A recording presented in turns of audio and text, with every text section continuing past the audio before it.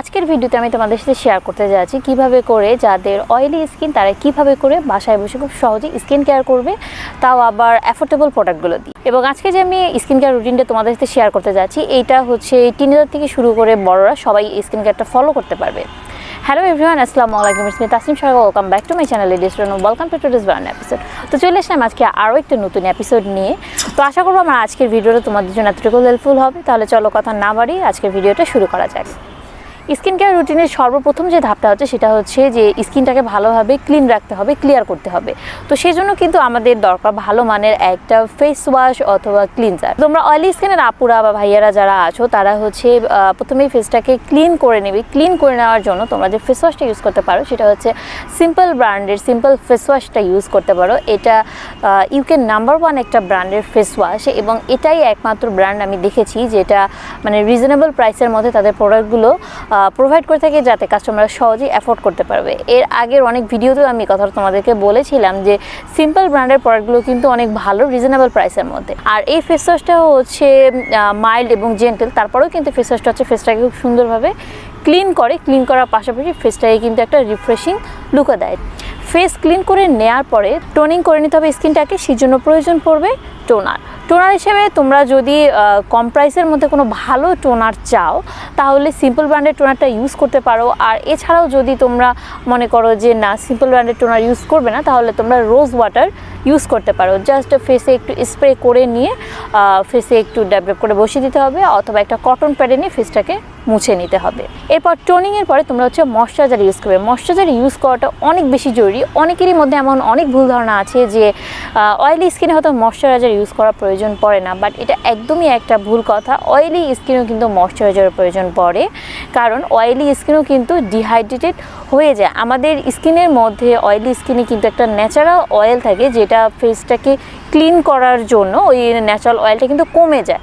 আর যদি ময়শ্চারাইজারটা ইউজ করায় তাহলে যে ন্যাচারাল অয়েলটা সেটার ব্যালেন্সটা ঠিক থাকে, যার কারণে ময়শ্চারাইজার ইউজ করাটা দরকার। এতে করে আমাদের স্কিনটা হাইড্রেটেড থাকবে এবং ডিহাইড্রেটেড হয়ে পড়বে না।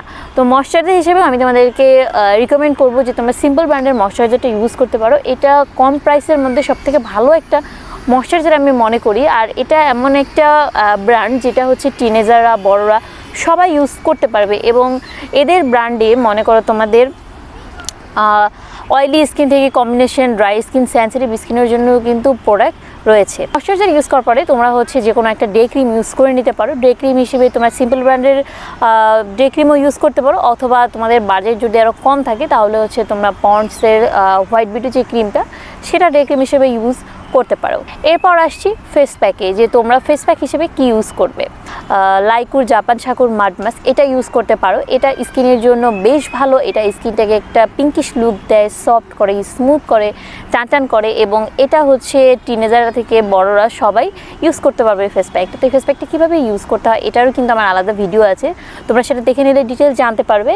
আর এই ফেস প্যাকটা কিন্তু হচ্ছে মিনি প্যাক থেকে শুরু করে বড়টাও রয়েছে। তোমরা প্রথম অবস্থায় হচ্ছে মিনি প্যাকগুলো ইউজ করে দেখতে পারো, যদি তোমাদের স্কিনে স্যুট করে যায় তাহলে তোমরা বড়টা ইউজ করতে পারো। ফেস প্যাক ইউজ করার পাশাপাশি এরপর কিন্তু আমাদের ফেসটাকে এক্সফোলিয়েট করে নেওয়ার দরকার আছে, কারণ আমাদের ফেসে আর বিশেষ করে অয়েলি স্কিনে কিন্তু প্রচুর পরিমাণে নোংরা জমে যায়। বাইরে যাওয়া আসার কারণে ধুলোবালি যেগুলো থাকে সেগুলো কিন্তু স্কিনে বসে যায়।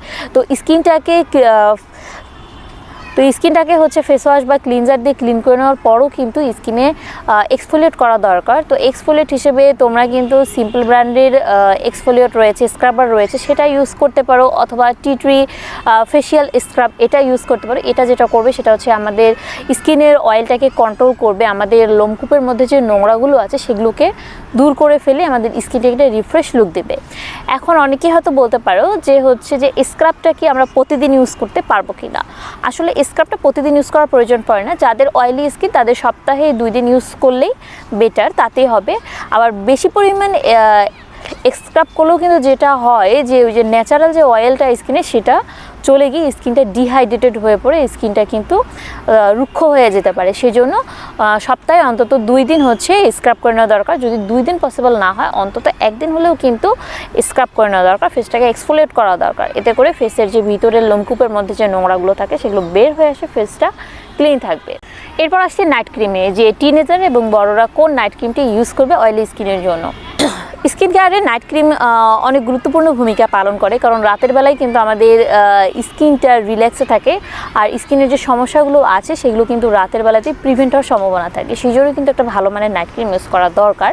নাইট ক্রিম বলতে তোমরা সবাই যেটা বলছো যে হোয়াইটেনিং ক্রিম না, হোয়াইটেনিং ক্রিম নয়, নাইট ক্রিম হিসেবে তোমরা যেটা করতে পারো সেটা হচ্ছে মাইল্ড কিছু নাইট ক্রিম ইউজ করতে পারো।